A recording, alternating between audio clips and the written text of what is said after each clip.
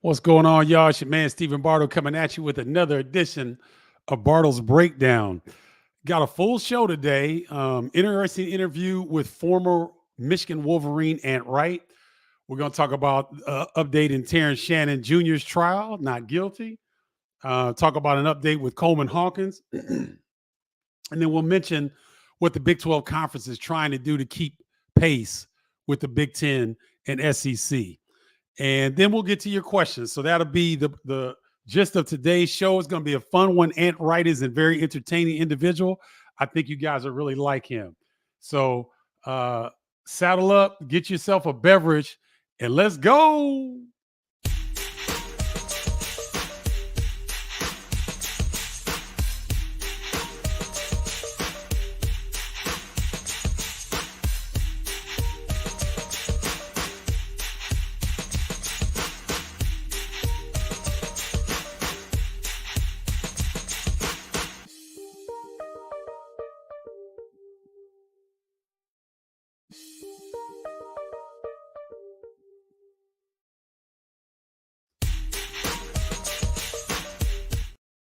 Didn't mean to do that.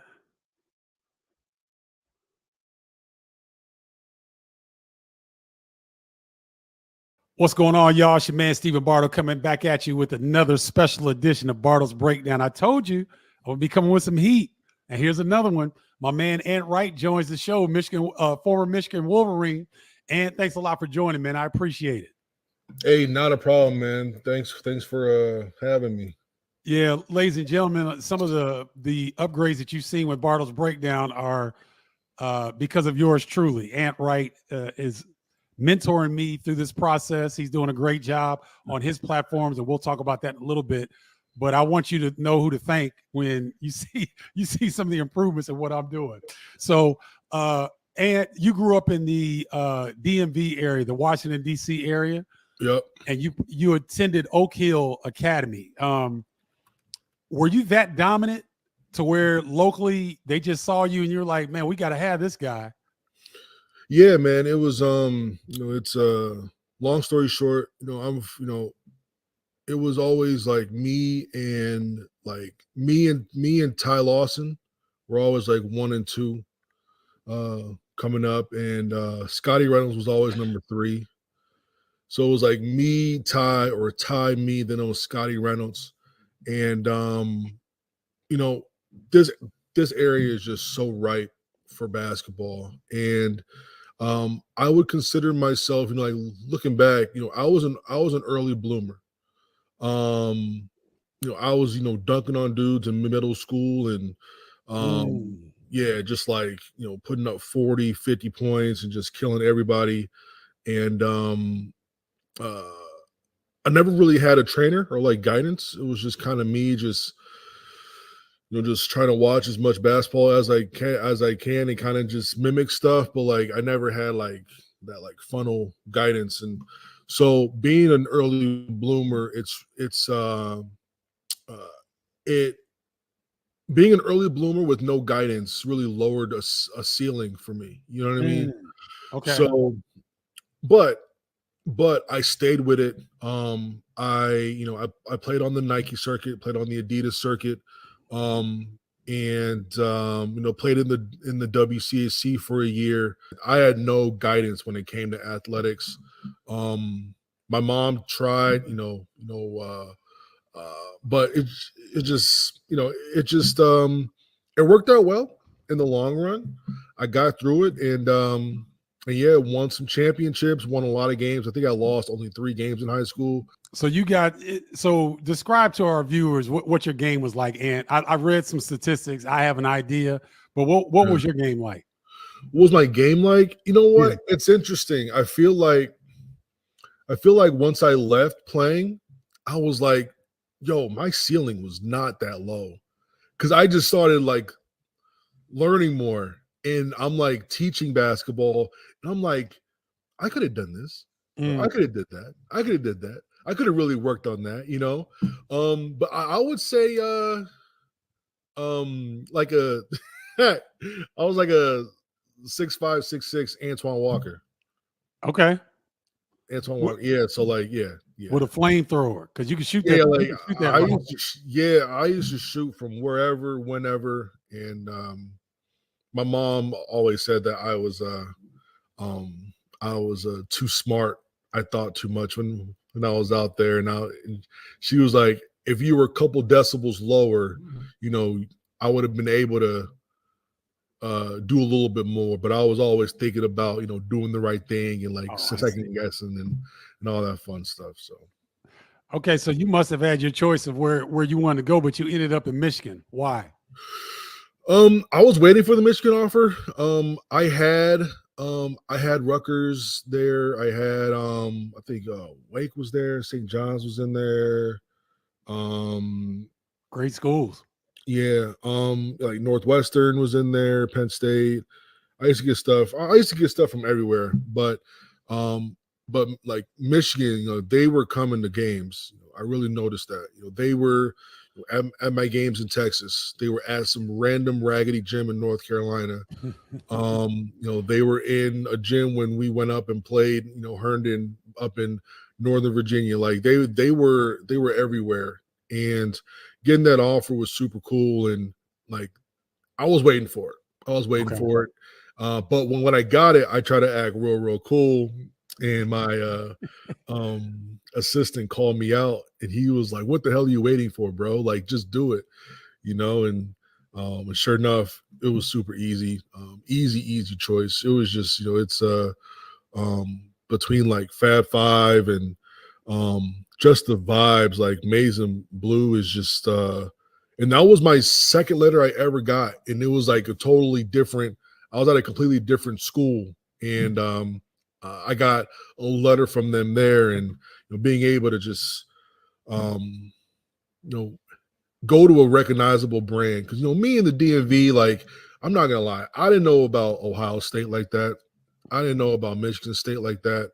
I didn't know about the Big Ten. Like I knew ACC, right? I knew Big East, right? I knew SEC, like I knew Maryland, Duke, North Carolina. I was a North Carolina guy growing up. I Okay. hated Duke growing up. Okay. You know, Georgetown's right there, and you know what I mean? Just, Yep. you know, straight East Coast flavor all day, every day. But I knew Michigan. They were a huge brand, and you know, even my family who are just ACC through and through, they were like, "You got Michigan? That's crazy." Oh, wow. So yes, like that felt real good. That felt real good. So, ladies and gentlemen, we're speaking with Ant Wright, former Michigan Wolverine and very successful businessman and very, very good on social media that we're going to talk about in a little bit. So, Ant, tell me what your experience was like at Michigan, because you're at one of the top academic institutions in the country. You referenced the Block M, the great branding that Michigan brings. Share with us what your experience like being a Michigan basketball player on that campus. Like I said before, you don't really appreciate it until you like the further you get from it, you know? Yep. Because like when you're doing it, you're like, this is what I'm supposed to do, right? Yep. It's like, That's what right. I'm supposed to do. And it's you know, when you're around, no matter where you go, when you're around so many other people who are like-minded, you don't really notice how big it is. Mhm. So if that's what I'm doing in high school, when I get to college, like I'm okay, so I'm playing on TV. Like I've already played on TV. I've done this, I've done that. It was just like a way of life, right? Okay. Um but like once I left, you know, you get to really see the type of support. You really get to see how big it was. People still tell me about how they were in a bar and like you know, the Oklahoma game in the NCAA tournament, and they're just talking about how like the entire bar was going nuts because I was just hitting these threes out of nowhere on people and just going nuts and going insane. Or like the UCLA play at the end of the game.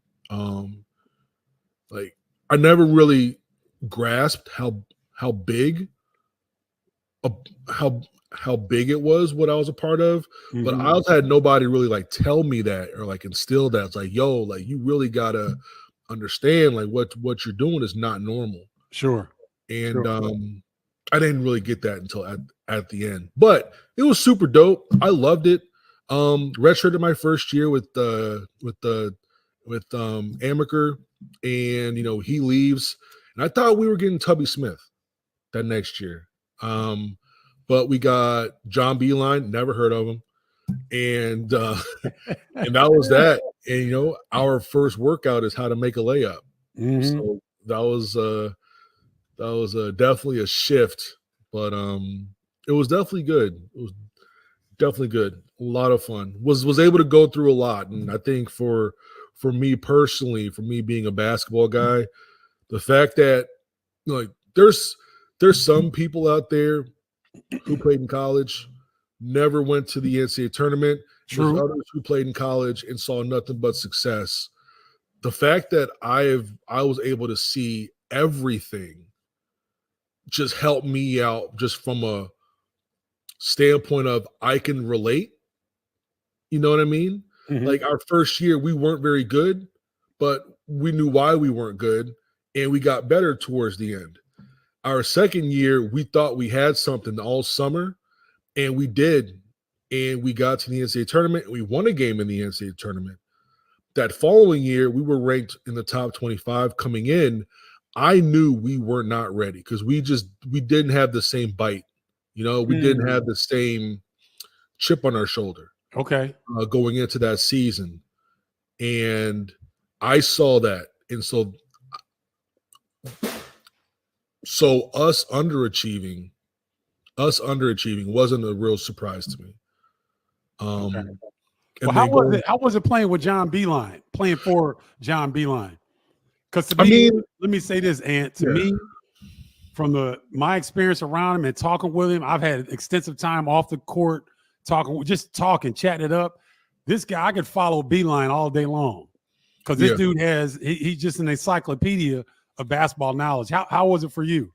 100%. I mean, crazy smart. The way that he really dug into film is the way that I watch film, the same exact way.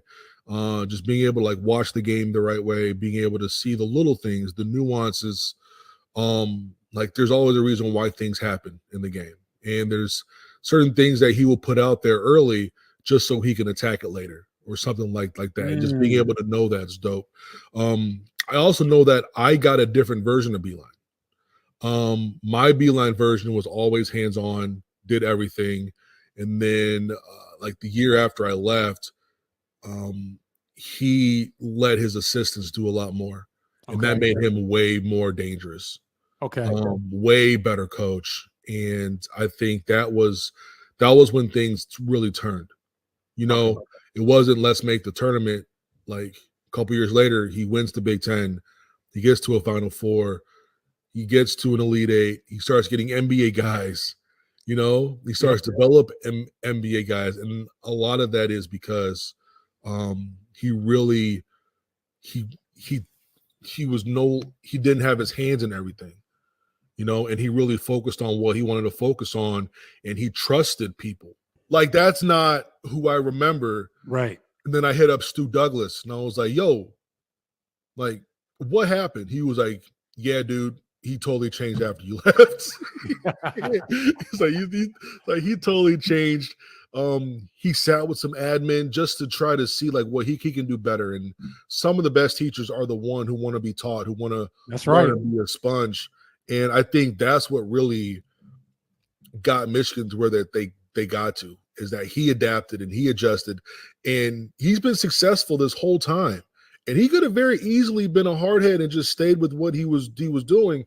I think they could have still gone to the tournament and do all those things, but they went like several tiers above when it comes to development and NBA and competing for national titles and all those things. So yeah, like it was super dope. You know, I see the game similar to the way that he does, and then I try to add my own flavor to it, but he has heavy influence in everything I do. Oh, that's great to hear. So then you left Michigan. And you had your final season at Toledo. Yeah. Why did you leave? And then how was your final year there? I thought my body was done. I was done. Personally, I was done. I graduated. I was done. My back, I had 6 herniated discs. Wait. Slow down, man. 6 herniated discs? Yeah, I had 6 herniated discs. And I played with that in the last few games. I didn't know that it was that bad until like I started getting like drop foot real bad. Oh yeah, that's dangerous. So my left leg was just numb. Like I couldn't really feel it. I was like dragging it. So I had 6 herniated discs, and I was just like, yo, like I can't move. Like I'm good. Like I had fun. I did what I needed to do. I played college basketball at the highest level. I played in the NCAA tournament. I've been able to ball out in front of family and friends. Like I'm ready for the next chapter type of deal, right? And Toledo hits me up. Ryan Peden, that's my guy. Oh yeah. Ryan Peden hits me up. He was an assistant at Toledo then. He's now the head coach at Illinois State. Yep. And he goes, hey, Ant, what's going on, man? Hey, I need you. Hey, come down to UT. Come check it out. Come hang out. Da, da, da.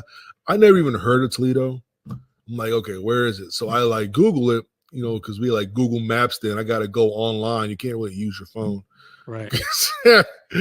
I sound so old right now. No, you don't. No, you don't. You're good. You're good. But I'm like, oh, it's like right down 23. Okay, not bad. It's like right down the way. I could probably get there in about 50 minutes. It's like right there. So I'm driving in and I'm turning and I'm going around and I feel okay. This campus, okay, I can feel this. This felt like, I'm not gonna say it felt like Michigan, but it felt like, hey, I'm at a public university. Okay. with a lot of people, a lot of kids, not kids, but like a lot of students. Sure. Football stadium was right there, nice athletic facilities. Everything was just right there. And I'm just like, okay, you know what? The vibes are checking the boxes right now. I talked with TK, Todd Kowalczyk, yep, Ryan Peden, and it was just so easy. It was just, I was like, yo, all right, yeah, easy. I'm coming there. And I played my final year on 6 herniated discs. I ripped a hole in my arch, my plantar fascia, had knee tendonitis, and my Achilles felt like it was about to snap. So this, my boy Shu, Jay Shunar, he's now at he's an assistant at Cleveland State right now. Okay. He will attest to this. Whenever I'm with somebody and I meet up with Shu, he will always tell them how I never really had to practice at Toledo. I would just play in the games if I was healthy enough. I couldn't play in some of them. I just physically just couldn't do it. But in practices, a lot of times it was literally me watching practice, understanding what was going on. Then I would go into the pool, get a workout in, do heavy treatment. Then I play like 25, 30 minutes in the game. Wow. So shout out to him for even just trying to get the most out of me at that time. I was a shadow of myself, and it was like, man, it stinks. It stinks because TK was real dope, and I wish I could have done more for him, but I did as much as I could from like I was playing on like one leg, my back was done, but I was still playing at like a Division I level. Sure. You know what I mean? But I did as much as I could. So share with our viewers what the hat is and your logo. Talk to me about that. Yeah, so this is, I call it the shield. It can come in different colors. If you go to my YouTube, it's gold. If you go to my Twitter, it's blue. If you go to my TikTok, it's like bluish, a lot of pink. But I always used to have a cartoon picture, and it always. So this was a beanie. This is a beanie. Okay. And this was a cartoon head, and it had eyes and all that. And right here it said Ant on it, ANT. Uh-huh. It was a black beanie.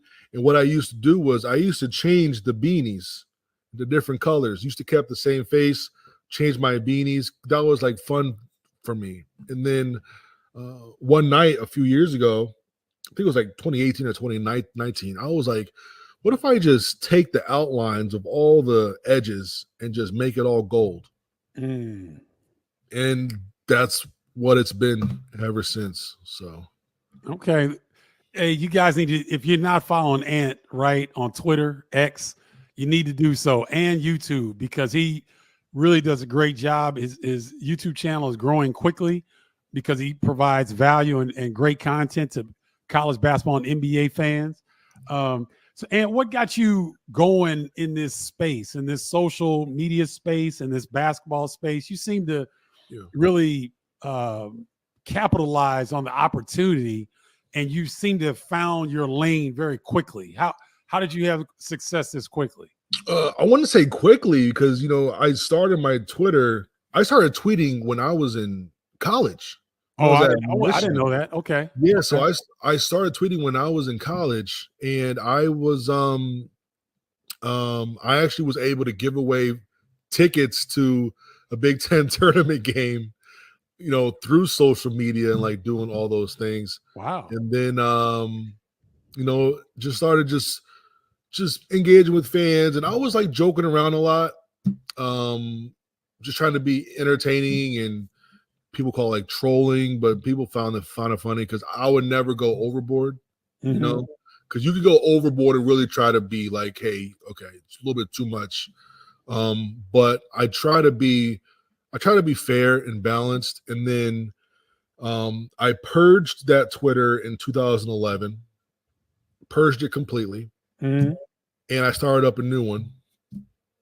And same thing, just kind of kept going. And as soon as I learned how to use video and voiceovers, I pretty much, because people ask me to explain stuff all the time, like, hey, what's going on here? What's going on here? I will say, well, da, da, da, da, da, da, da. Then they'll ask me again something else, and I'll say, da, da, da, da, da. I'll give them a good answer, but it'll take several threads. And it got to the point where I really understood tech. Okay. And then once I really got that part, I was like, why don't I use that to answer people's questions, whether it's about traveling, whether it's about footwork or anything like that. And, it slowly grew. First, it was content for Michigan. Then, people from Michigan State would be like, hey, can you break down this play for me? So, yeah, and I'll do that and I'll answer it. And then I got decent feedback, so I did it again and again and again. Then I'll have someone else from a different school say, hey, can you look at this time for this? And I was like, yeah, this is what happened. And then next thing I know, I'm just in constant dialogue with multiple fan bases and continue trying to get better with the tech stuff so it's a better user experience. And I'm now clipping stuff like during games, and I think people like that. Like something will happen, and I can have it up within 2 minutes, like super quick, and I can explain what happens, or I can explain something through a GIF where people can see it over and over and over again. It's not like I have to slow it down. That did very well. Yep, just kind of like on repeat almost. Yep, exactly. So like that did really well, and I was like, okay, that's dope. And then I got to the point where I did a lot of breakdowns that would usually take an hour. It would take me about 10 minutes. About 3 to 4 minutes to record it, 3 to 4 minutes to get it screen recorded, and then 1 or 2 minutes to crop it, and then I just paste it, and I'll go film breakdown, and it'll be raw. I'll be like, this is what's happening here, So what's happening there? This guy needs to screen here. Number 32 left too early. Number 13 needs to do this. And I'm just talking about everything I'm seeing, and I'm posting it. And people are just like, yo, that's super cool. And then as they're watching that, I'm already working on the next video. Okay. And then once that gets posted, I'm already working on the next video. So, just being able to understand like what the timeline is watching currently, so I can kind of engage with them all the times. And it's worked out well. Being able to not only know the game, but like I play the game and I engage a lot. Like people are like, you have like 220,000 tweets. I'm like, yeah, like 90% of those tweets are like responding, like right now. Like, because I try to respond to everyone, like everyone. And like, I try to make it a point. Like, if someone is taking their time out to ask me a question or respond to me or reply to me, I need to do the same. Yep. Right back to them. And so, it's Ant Wright on Twitter and YouTube. He's got 75,000 followers on Twitter and I think about 71-ish. I think 71, and you got like 11,000 on your subscribers on your YouTube 11,000 channel. on YouTube, like 27,000 on TikTok, but I don't really take TikTok that seriously. But so ladies and gentlemen, that's where you can find Ant Wright. He's doing great work. So now this is where I want to talk about, because I want to pick your brain on some of these topics. For sure. What's the state of the game right now? What's next for college basketball? What are your thoughts on that? Here are my real thoughts on it. It sucks because basketball is at the mercy of football. And that's what kind of sucks. And I talk with Big East guys at times, and it's just like they feel it too. Like they're at the mercy of what the power teams are doing because they got the football, right? So I think UConn is the only one with an FBS team. Yep. A couple others got like FCS or like D3. But it's basketball's at the mercy of football. And you know what? It's because money, right? And we understand that, and we get that. But the conferences, it's like the Big Ten's got teams on both coasts. Yes. That's weird, man. I'm sorry. Right? That's just weird. That's just very, very strange. And it still feels weird that I'm kind of getting around to it though. It's still weird that Rutgers, Nebraska, and Maryland especially, are in the Big Ten. Like, that's just weird to me. It's weird. It's cool because I'm 30 minutes from College Park and I could go to a game. But yeah, now we got like Southern Cal and UCLA, and we got Washington, or it's a lot, man. It's a lot. But when in terms of like the game, we're gonna see a change of guard here. And I think that we've kind of been seeing that, a change of guard. When this last class of COVID seniors are done, I think it's going to be up in the air. Who's going to seize it? You could very well be at the top of the conference the next few years. I mean, look at the league last year. You had Nebraska and Northwestern finishing near the top, and Michigan State and Indiana. You know what I mean? Like, yeah, that's a good point. I feel that it's so wide open now, especially with like transfers. You have Illinois goes transfer heavy, still successful, right? Painter recruit heavy, still successful. Yep. So it's not like one is better than the other. It's what is your flavor? Do you have the right staff? Do you have the right do you have the right what do you call it? Do you have the right culture and community within the team? Do you have the right locker room to bring in the best, no matter what type of guards and bigs and wings you're bringing in, the type of rotation you're bringing in? Is everybody going to be on the same page? Right.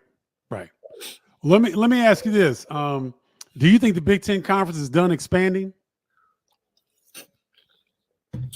No, I don't think so. What are the potential targets in your mind? I think they still try to get Notre Dame. Okay.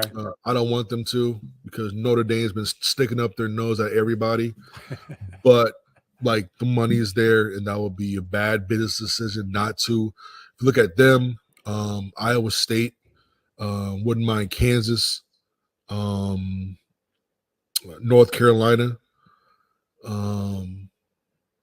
maybe Virginia. Not sure if that does anything football wise. One of the Florida schools, probably like a Florida State or like a Miami. I don't think they're done. Pitt, there's just too many. If you're not in the Big Ten or the SEC, you are going to get offered something. Even even the Big 12, though, with the way they've expanded and whatnot, they don't seem like they're on solid footing. Yeah, but Cincinnati, BYU, I just don't. It's Central Florida. Yeah, you're right. Yeah, Central Florida. I'm like, look, it's cool what they're doing, but they're closer to the American than they are Big Ten or SEC, in my opinion. They still have very good programs. Baylor's very good. Kansas is very good. I get it. But as a conference, you are closer to a high major than a high major plus conference, if that makes sense. Even like, with Arizona coming in? Arizona's going Big 12? Yeah. Arizona, Arizona State, Utah, and Colorado are going to the Big 12. Mid-tall. Let me ask you this. Which Big Ten teams are you watching this year and why? Well, all of them, because I have to. That's part of the thing right now, right? I got to understand everyone. Yep. But like, I mean, like, who do you think? Like, off season, like, let's see who's been killing and who I'm really excited to see. There you go. Yeah. Ohio State. Okay. Michigan. Yep. Maryland. Yeah, Maryland. Their backcourt, man. Have you seen Jacoby Gillespie play? I have. He's nice. Yes, he is real nice. And you know what Kevin Willard does? He lets his guards go. Oh yeah, that's true. You know, that's true. I mean, we can go back to Seton Hall. Like, guards are gonna do what guards do. But you can, and I just think Jacoby is gonna be nice. Okay. Yeah, so Maryland, I like Derek Queen for them too. I'm just wondering what the dynamic is with him and Reese. Sure. But they're gonna be good. I want to look at Nebraska. I haven't had a chance to look at their transfer list yet. The big kid is supposed to be pretty good. That's coming in from UCLA. He's pretty good. Yeah, so I haven't looked into them completely, but okay. I've been hearing some real good things about Nebraska. Illinois with Ben Hummerkaus.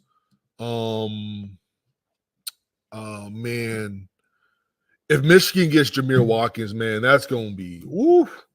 I was watching his film last night. That dude, he's tough, isn't he? He can play aggressive, 6'7", big guard.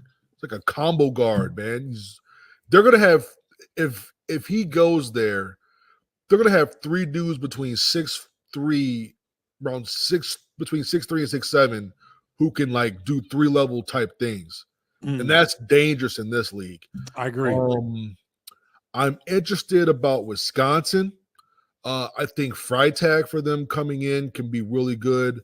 I think they got Cameron Hunter from Central Arkansas as well. They did. He didn't play last year due to an injury, but he's also not bad. I wonder if, Chucky and AJ leaving, if that's not a good thing for the team. Right. I'm not sure because Chucky really didn't give much offensively. Defensively, he was very good last year, 100%. AJ bailed them out when Wisconsin does the usual stall thing. Sure. But yeah, man. And then like Michigan State, they're kind of running it back. But Frankie Fiddler's pretty good. We'll see the leash they put with him. Jeremy Fears comes back. So they should be all right. I really hope that Akins turns up in his last year. Me and you both, brother. I really hope he turns up in his last year. Sitting there waiting for the consistency because he'll show you glimpses. Oh, 100%. Yeah. Like when you're third on ball, when you're the third on ball guy, it's hard to keep that rhythm, Well, that's but you true. see when he gets the rhythm, when he gets the rock, he can go a little bit, right? But when he's out there with Tyson and AJ, he's third. No doubt. He's third. No doubt. Doesn't not saying it from while he's probably the best pro prospect out of the three, he was still the third ball handler. Him being in that second ball handler spot, like if Fears is the one, Akins at the 2, Fiddler at the 3. I think, Akins got to, tap into that, like, this is who I am, right? Get out of that, I'm just a wing shooter role, right? It's like, no, like you could be a dude. You could be an actual dude. I think he could be an NBA guy if he just turns up this last year. Man, Indiana, they've had a great offseason. I think they and Michigan have had the best off seasons. With like Miles Rice and Kanan Carlisle and Luke Goody, I think is gonna be underrated. And Ballo, being able to have those guys in. The fact that Woodson won 19 games with no backcourt and no outside shooting and no shooting, none, I thought was an amazing job. I didn't think they were going to win 19 games. But going into that year, I was very worried about the roster. I didn't like it at all. I just did not like it. I was a big 2 thumbs down because they didn't get Connect on campus. They didn't get Dingle. And I thought those were guys who could have helped them. Like, well, of course, Connect, because he's the best wing in the country. Sure. But like someone, even like Jordan Dingle, who ended up going, I think, St. John's from Penn, someone who could score, someone who could provide rim pressure. They had nobody to provide rim pressure. Nobody.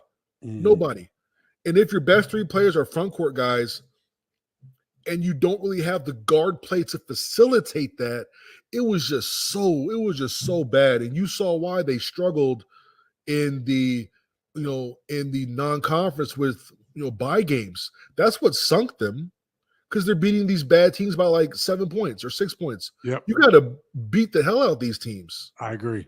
Yeah. I'm interested with Purdue. I'm interested seeing Purdue. I don't know what they're going to do in their backcourt. There's Braden Smith, and then you got Jakari, the kid from Georgia. I think he can play. What type of leap is Miles going to make? Heidi, what's he going to do in his second year of playing? They got, and then you have Fletcher Lawyer. What are they going to do with that?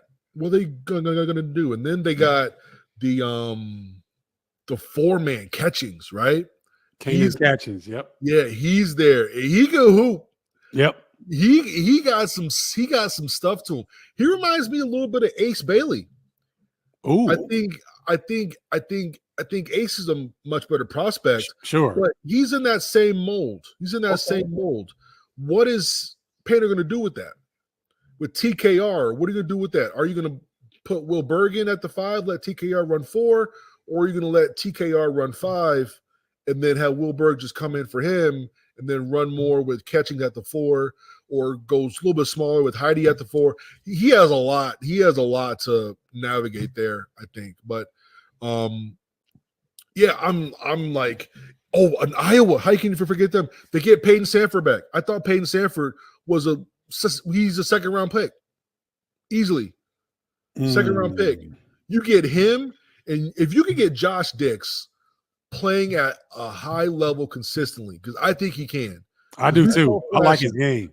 Yeah, like we saw we saw him for like 2 weeks just being a dude, putting up like 18, 19 a game. Yep. And making it look easy too. Yeah. Made it look real easy. He's out there just getting to his spots. Brock Harding, I'm looking for him to take a big step. Owen Freeman, looking for him to make a big step. And they just got a kid from the East Coast. He was freshman at I gotta go back and look. He's a 6'7", 6'8" guy, pretty athletic. Was the leading rebounder in the conference as a freshman. And Fran can find some players now. I have to look at that because I haven't looked at their transfers like that yet. Yeah, I think it was yesterday is when the kid signed or something, but he's supposed to be pretty good. And like I said, if Fran found a gem from the East Coast, he's going to be very good. So, because Fran McCaffrey can spot some talent in his system. So yeah. Where did Patrick ended up at Butler? Yes. Right. Oh man, it's gonna be him and Pierre. Oh, from Michigan State. Yeah. Pierre Brooks. Brooks. Yeah. I'm excited about this year. I'm really excited about this year. Rutgers, I don't know what to think about them yet. I think Dylan and Ace are both lottery type picks. Yep. But they're freshmen. In the Big Ten. Freshmen in the Big Ten, it's a learning curve. Oh, no doubt. I don't care how good you are. Yeah. It's really hard to be good right away in this league. I agree. It's because of how good the coaches are and the conference is usually always older. Mm-hmm. They're really old right now. I agree. Really old right now. But between J. Mike and Jeremiah Williams, it's almost like that floor and ceiling has probably got to be the biggest gap in the league. I think UCLA holds that actually. Oh, really? Okay. The biggest variance. Okay. Of the teams coming in, because they got Sky, they got Kobe Johnson from down the street. Yep. They got a nice big from Oregon State. I can't remember his name. Can score. I mean, they got like 2 starting fives. So yeah, it'd be interesting to see. Well, and where can people?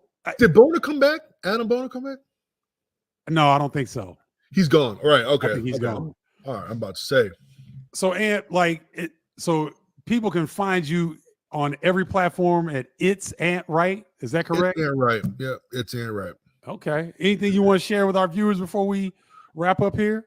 No, man. Just if you come over, hey, engage, come chill, kick it. Ask me anything, and I'm down for it. You played at Illinois, right? Yes, sir. Did you play in the league too? Yep. Dallas, Detroit, and San Antonio. You was in the league. Coffee breaks, man. Half seasons. Hey, listen. You register 1 minute, you a former great, bro. Okay. I appreciate that. Bro, you know how hard it is to make the league? Yeah, I do know. Yes. I know some real good dudes who did not even sniff the league, bro. I'm like, yo, like how? Yeah. How? Like, how did you not get there? And shout out, man. How did you get drafted, or you were picked up? Or no, I was the 41st pick in the 1990 draft by Atlanta Hawks. Second round. Marcus Liberty was right after me, 42nd pick to Denver. So I went 41st. Did you go to New York?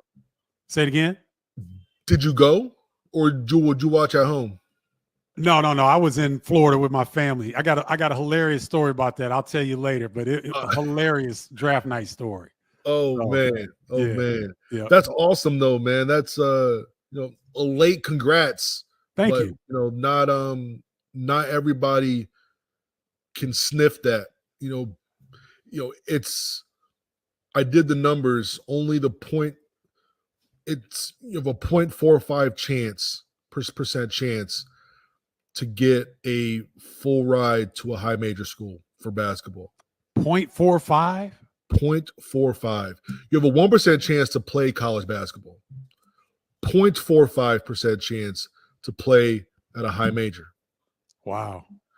And then you got to go a fraction of that to play in the league.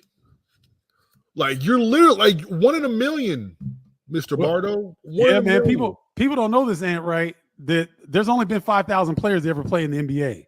You one of the 5,000. Yes, that's a 75-year league. And there's only been 5,000 players that ever play in that league. How many billions of people have been alive in the last 75 years? It's a lot. And you one of 5. It's a lot. You one of 5. Yeah. You know what you should have? You should have your first check. You should have that first check right behind you, right beside that jersey. If I could go back and find it. But yeah.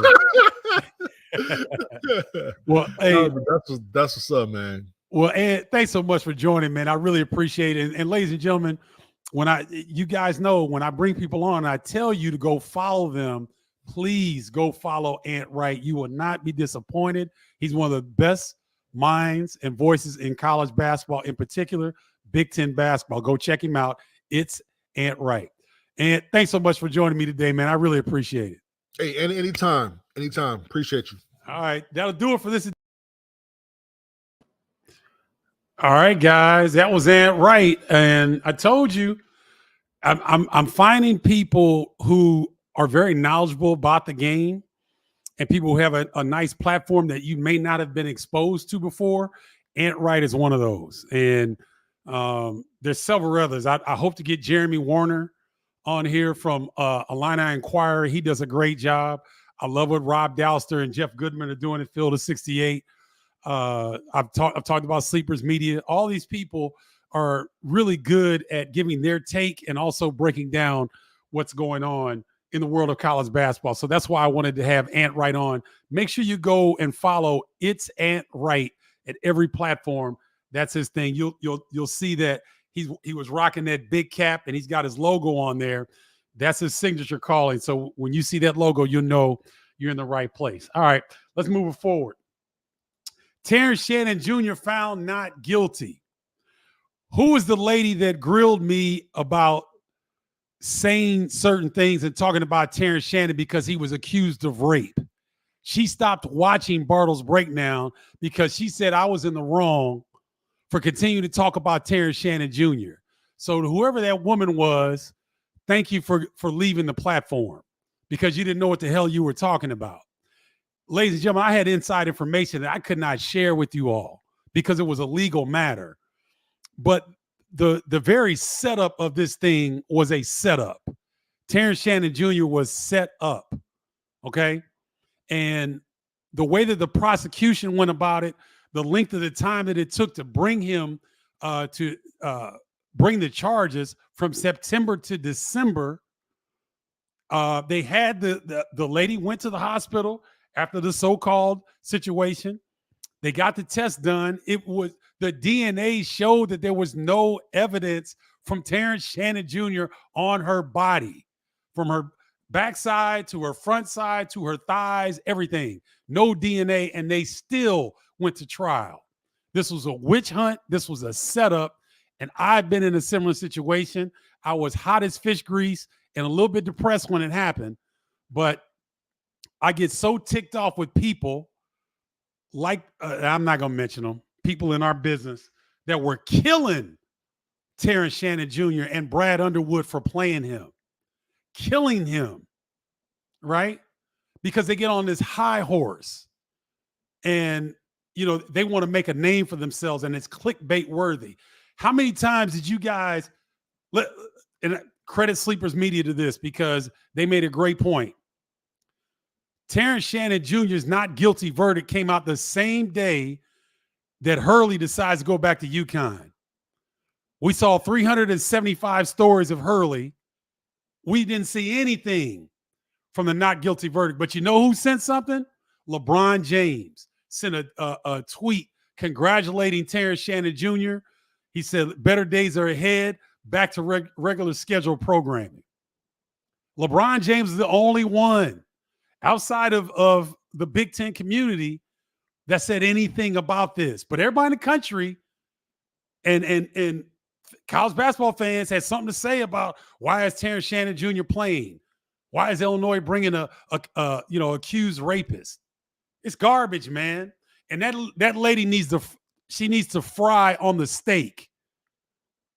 Other people are saying, "Oh, don't go at her." Bull crap. Go at her, because somebody needs to make an example of these women that lie.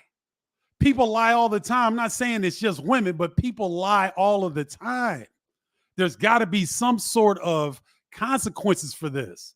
It's ridiculous. And we see it all the time.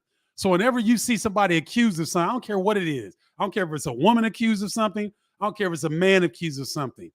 Take a second and take a deep breath before you jump and rush to judgment, because this is a perfect example of why you should not rush to judgment. And congratulations to Terrence Shannon Jr. There's still damage done because his stock was injured and damaged in the eyes of NBA executives. Hopefully they can put this back now and he becomes somebody that is a first-round candidate, because he's certainly in this week draft a first-round talent. He's certainly one of the 30 best players that will be available on draft night. So hopefully this conclusion, and guys, I think the jury had to wait a mandatory 30 minutes. At the 30th minute, they came out with a not guilty verdict, right? So hopefully all these things are made aware to these NBA executives so they can make a decision that could get Terrence Shannon Jr. drafted in the first round, because everybody knows that he deserves it. All right, moving on. Congratulations to another former Illini. Coleman Hawkins commits to Kansas State and gets a reported $2 million NIL deal. And, you know, I was hearing people over the weekend say, oh, man, he's not worth that. Why not? Do we ever question what a politician makes? Do we ever question what a company CEO makes, or a middle management person? Do we ever question anything outside of sports with how much money people are making? Terrence Shannon Jr. is if you're looking at a commodity in terms of what a college program is looking for, he's platinum. He could be the most versatile player in college basketball. There's nothing he can't do. I'd like to see him get a little bit stronger in his lower body. That right knee gave him problems off and on throughout the season. Would really like to see him get stronger in his lower body if it's possible. You know, he had Fletcher, one of the best strength coaches in the country, working with him. And he may not be able to get his lower body strong. But outside of that, everything else, he can shoot with the range. He can handle the basketball. He can defend multiple positions. His instincts are really, really good. His defensive communication and reading of certain plays is excellent. So if you're a platinum level commodity in college basketball, why shouldn't you get $2 million, if not or more, NIL money? Why not? Okay. So congratulations, Coleman. Go do your thing, young fella. And you'll always be an Illini in my eyes. All right. A fascinating story, guys. And you know, it's not Big Ten, but it's college basketball. It all relates, right? So the Big 12, and I say mulling over, ladies and gentlemen, whenever the public hears something, the decision's already made. They're just trying to gauge public opinion on it. The Big 12 is going to do this. They're going to be the all-state.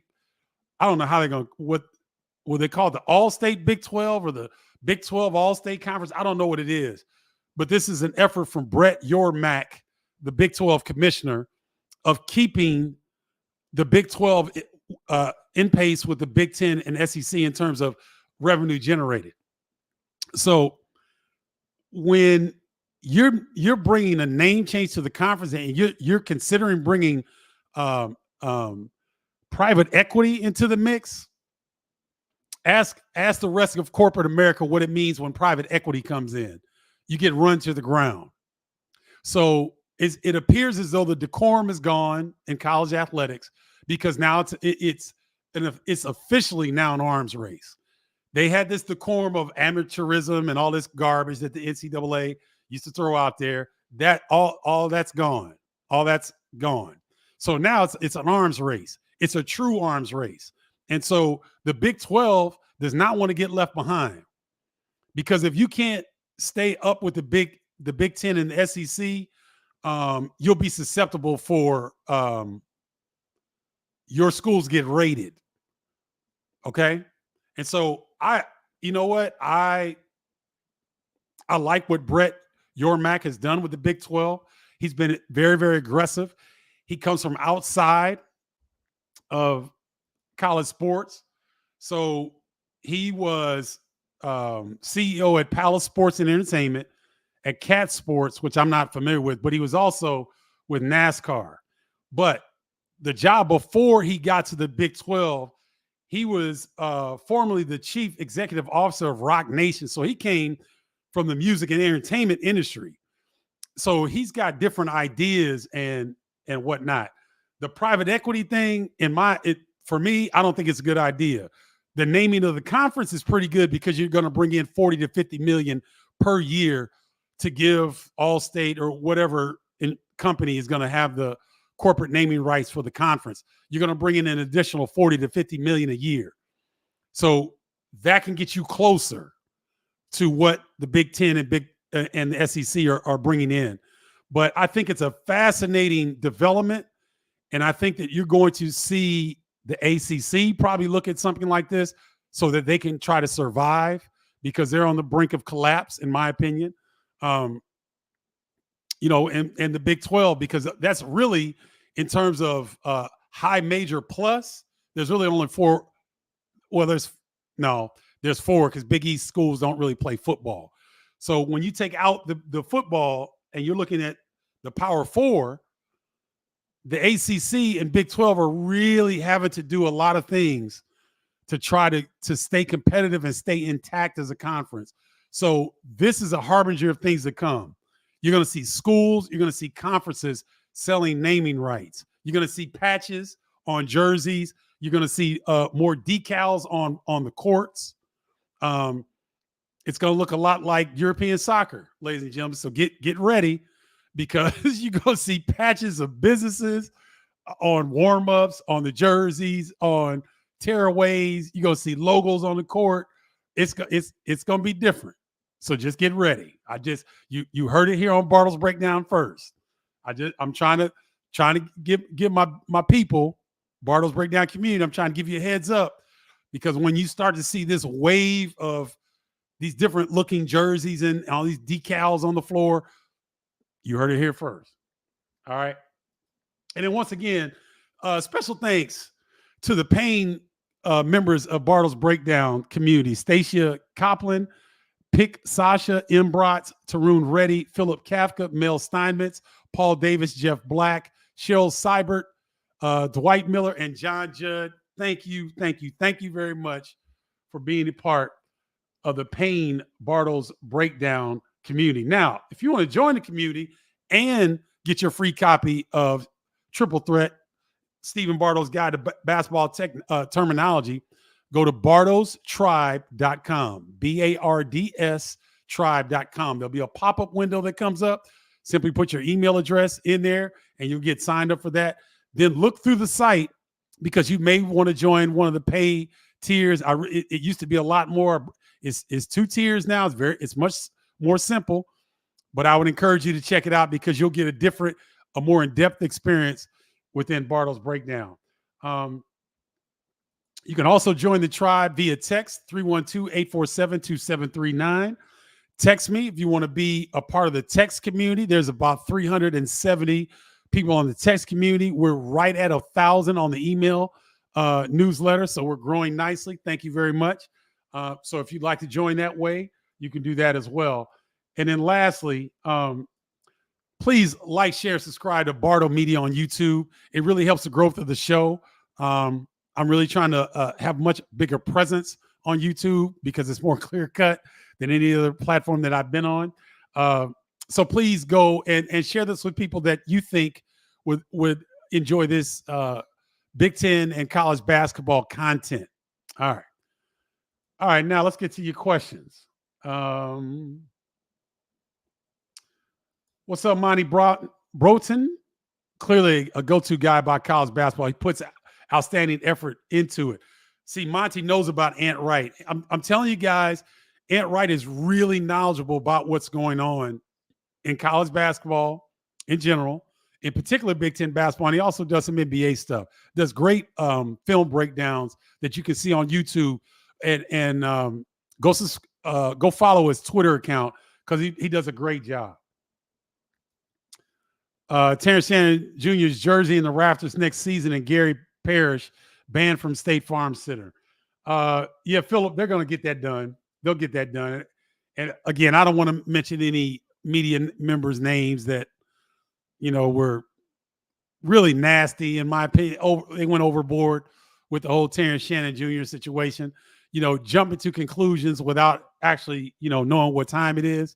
It really hurts your credibility, in my opinion, but we live in a breakneck speed in terms of the media, sports media platform, that people won't remember it. They won't. I agree, CD and IU, way too quickly. Way too quickly. Thank you, Derek. Tyshawn Breland, I appreciate you, my man. Dory hit on something here. Saw it cost Terrence Shannon Jr. nearly all of his NIL money. Which speaks volumes about our legal injustice system. Do you think he will get drafted first round? I hope so. It sure would be a nice way to finish his hellish year. I would agree with that. And Dory hits on a point that I don't think that we've talked about a lot. When he got accused of rape, a lot of that NIL money went away. And Terrence wasn't only supporting himself, ladies and gentlemen, he was supporting his mother, I believe his sister, his niece and nephew. He had a few people that he was supporting. So it was really a tough situation for he and his family. And I'm glad that they got on the backside of that now, and that hopefully the NBA will reward him for his on-court prowess and potential at the next level. Did you see LeBron James tweet about Terrence Shannon Jr.? Yes, it was amazing. Bron showed love to him and basically saying no, he didn't say that. He didn't say when females lie, they should do jail time. He didn't say that. Think of the stress that dude endured. And that tells you the character of that young man, Kyrie. Thank you. It shows the character of that young man. Guys, I was on the road. I did Illinois road games. I wanted to go and smack the crap out of some of those students and people who were saying some of that stuff. I really wanted to. Don't get me started. Thank you, Kyrie, because I get you can tell it hits a nerve with me. Let's see. Fly Illini Fly referring to them getting Terrence Shannon Jr.'s jersey in the rafters. Guys, I want you to think about this. Josh Whitman, I can't say this for a fact. I'm almost certain Josh Whitman advised Terrence Shannon Jr. to sue the University of Illinois so that he could get his way back onto the floor. Josh Whitman is a lawyer. He's got a law background. He understood the quickest way to get Terrence back on the floor because he and Brad Underwood got word from Terrence Shannon that he was innocent. So the fact that, to me, Josh Whitman advised Terrence Shannon Jr. to sue the school to get back on the court lets me know that it's a done deal that Terrence will get his jersey retired. It's a done deal. Yeah, Philip, I did interview him 2 weeks ago. You're exactly right. I'm trying to interview a bunch of people over the summer, and I got Ant Wright before I got Brandon Brantley, Purdue assistant Brandon Brantley. But I wanted to throw Brandon in there quickly on the heels of Tim Anderson's interview, and now I've got Ant Wright. And so, yes, you're right. It was a couple weeks ago.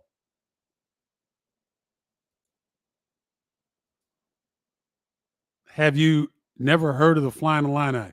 Keith, I don't see what you're getting at, partner. He averaged 26, only didn't score in double figures 3 of those 16 games, averaged 30 in that 7-game win streak at the end, and also dealt with such a terrible burden. Legend. No doubt. No doubt about it. What's up, Thomas Dagley? I think it'll be first round. Once the air has been cleared, once his name has been cleared, I don't think any NBA franchises would worry about their season ticket holders or their fan base being upset with a young man that got accused of rape but was found not guilty.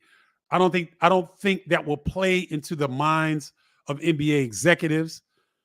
I may be wrong, but I don't think so. So I think that he could definitely get into the first round.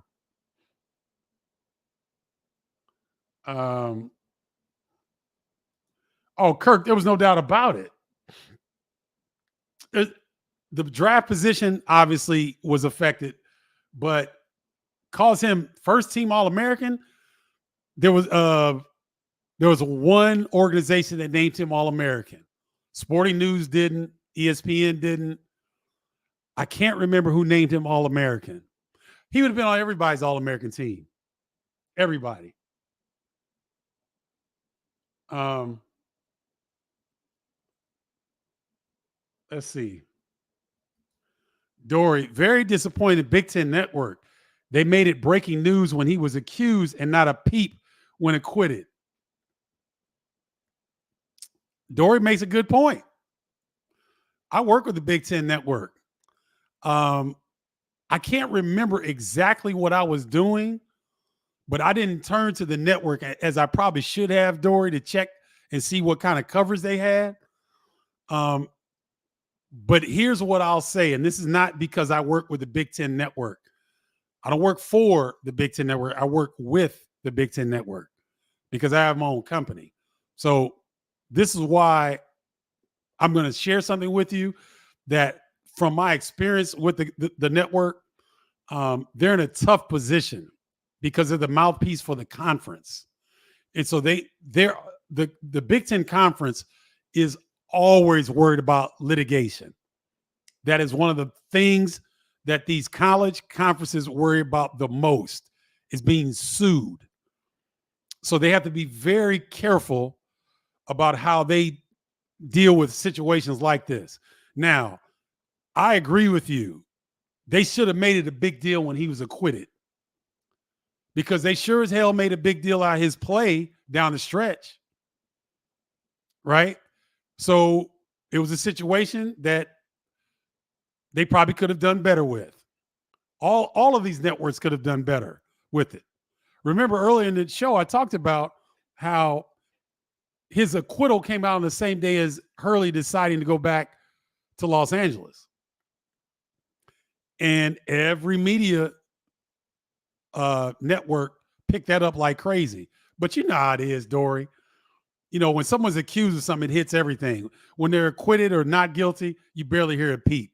And this has been no different. But thank you for sharing that. That's something that I'll bring up to them next time I see them. Thank you.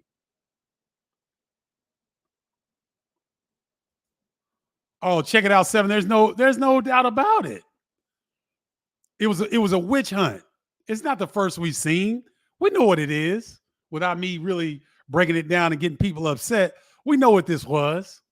We've seen it before. We know what it was. You know what, Philip? I hadn't thought about that.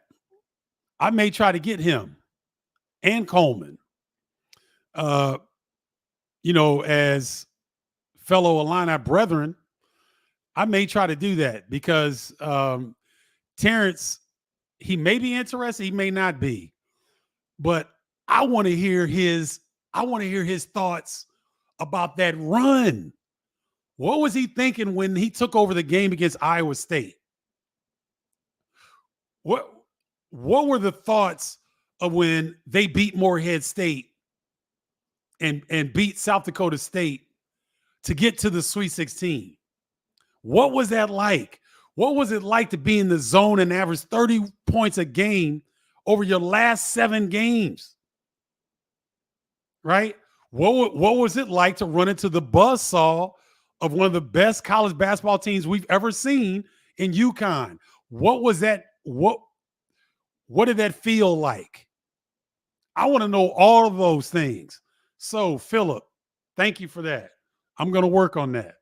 I'm going to see if I can get he and Coleman, and why not Marcus Damask, because through his SIU contacts, I may be able to get a hold of him as well. But I would love to hear, especially Terrence's thoughts on that run and what it meant to them, what it means to Coleman, right? That's what I want to hear. So thank you, Philip, for that. That's a great idea, and that's something I'm going to work on.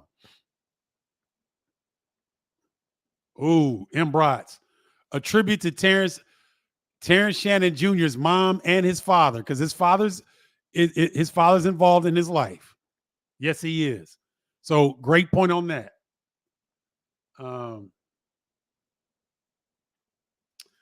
Yeah, Philip, but I think Terrence has the opportunity to do that, but I don't think he's going to do that. He's just going to move forward. Good for Coleman that he got that bag. Pretty sure Illinois would have not have paid him that much. How much was Terrence Shannon Jr. paid in NIL money this year? The amount I heard was $800,000. So I heard that it was like $750,000 or $800,000 was the range that Terrence was being paid. But again, remember that Dory Petzerio pointed out that he after December, when he was charged with rape, he lost a lot of that money.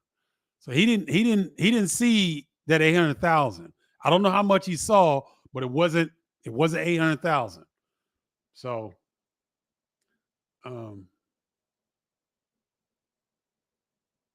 let's see. Curtis D says Big 12 can be the first to get brand equity.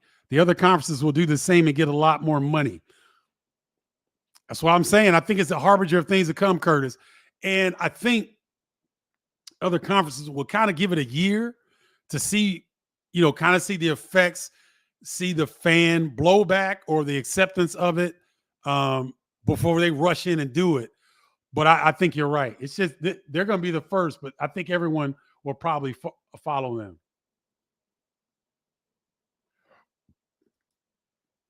Kirk, as far as Coleman goes, Kirk Rydberg, he says, I'm very disappointed in many so-called Illinois Illini fans who have dissed him and saying they're glad he's gone. He gave the Illini 4 years of effort and played hard and well for us. I wish him nothing but the best for him.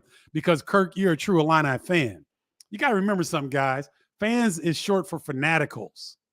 So when people are fanatical, they're not in their right mind. They're emotional. And so for whatever reason, you can get the best player in program history. I'll give you a great example. Scott May is one of the best players that ever put on an Indiana uniform. Do you know he has not been to an Indiana basketball game since his son, Scott May, was treated so harshly when he came into Assembly Hall with North Carolina? You know, Scott May has not been back to a game since. So this is an all-time Indiana great. When they won a national championship, right? He was a part of a national championship team, I believe.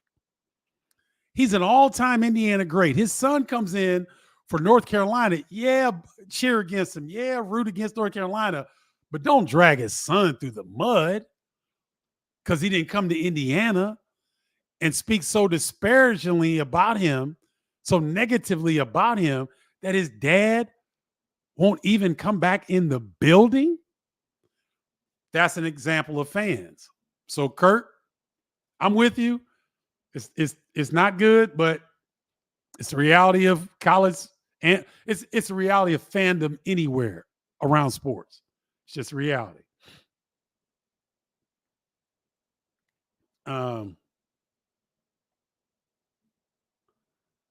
Curtis, we're getting there. We're getting there. M.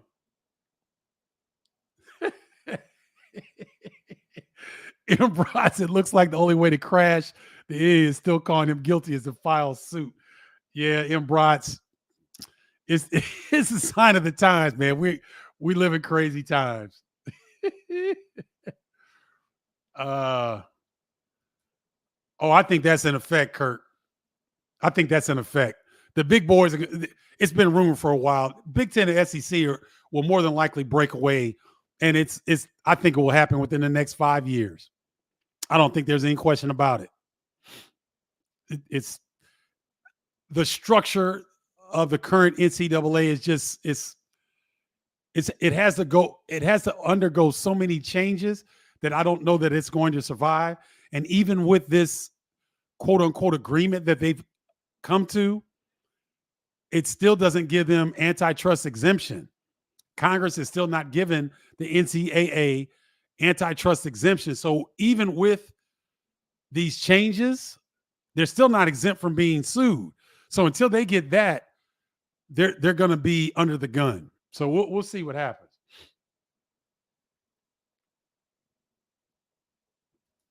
Fly Illini Fly, the Illini guys interview with this guy Mitch, who kept up with the trial. He was giving blow-by-blow descriptions on Twitter. He did a great job. Word is that Tim Anderson did a real good job with the testimony. TA is great, really is, no doubt about it. Yeah, go to Illini guys. They do a great job as well, covering all things Illini. And I'm sure if you guys don't know them, most of you do, but if you don't, go check them out. Yep. Dory talks about it. He did a great job of keeping everybody. Yep.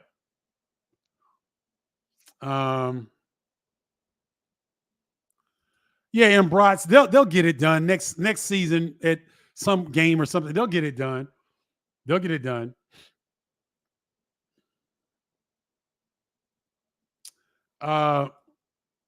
Snap on 29. Hell no. Do you think some media members need to own up to how terrible their initial takes were about? Yes, they do, but they won't. It feels like some media have not covered the trial results. They won't. They won't. Guys, media members are funny. And the business will dictate your behavior in certain scenarios. This is one of them. So don't expect people to right their own wrongs. They're not going to do it.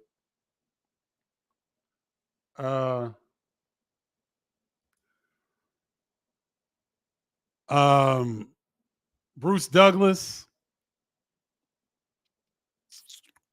D. Brown,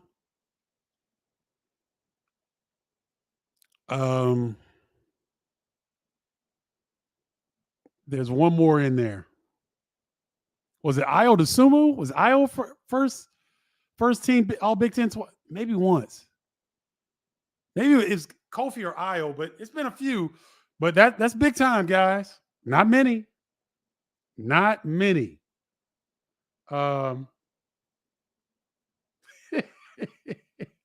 Kyrie, it's all good. Many people think that way, including me. I believe she should get jail time because she tried to ruin a man's career. She interrupted money for his family and him. She should get jail time. I agree.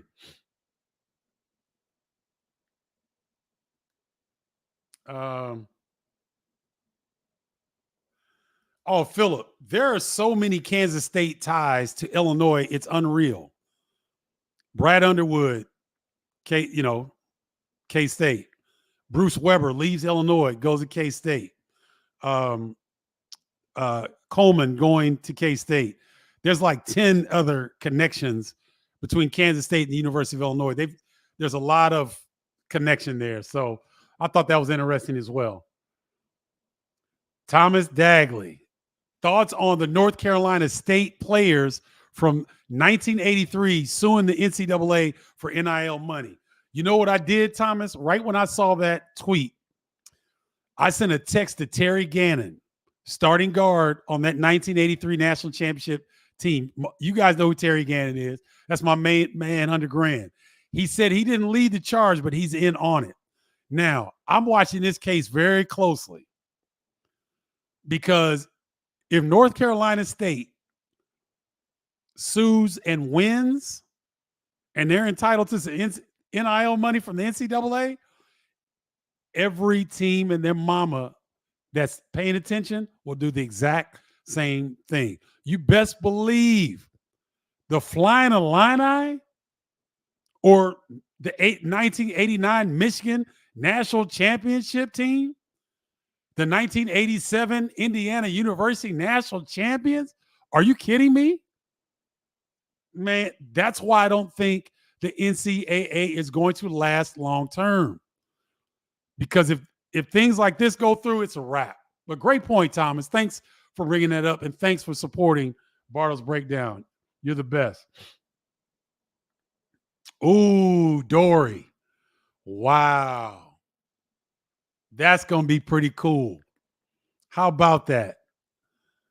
Dory Pezzerio is the president of the Illini Club in the Dallas-Fort Worth area. And when Kansas State plays at Texas Christian University, which is located in Fort Worth, Dory will have the Illini people in full effect. That's cool, man. See, that's what you get when you go to a Big Ten institution. Big Ten institutions are special. That's why you come to a Big Ten school. One of the reasons, this right here, that's class. Dory, that's big time class.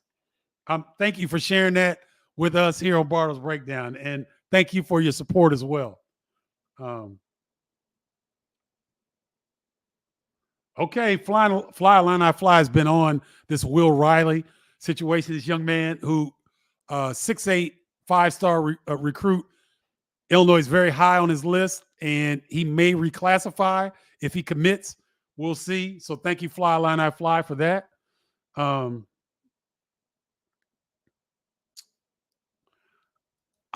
not sure of the specifics, Curtis. I'm not sure, so I don't really want to comment on that. So, yep. But guys, that looks like that about do it. Thank you guys for tuning in. Thank you to Ant Wright. Go follow him at It's Ant Wright on all the platforms. He does a great job. Make sure you follow him on YouTube and X or Twitter. You will not be disappointed. Thank you guys for watching Bardo's Breakdown and supporting. If you want to join the tribe, text me 312-847-2739. Enjoy your summer. Enjoy your family. Happy Father's Day to all the fathers out there. Love you all. Thank you for supporting Bardo's Breakdown. And until next time, holla, y'all.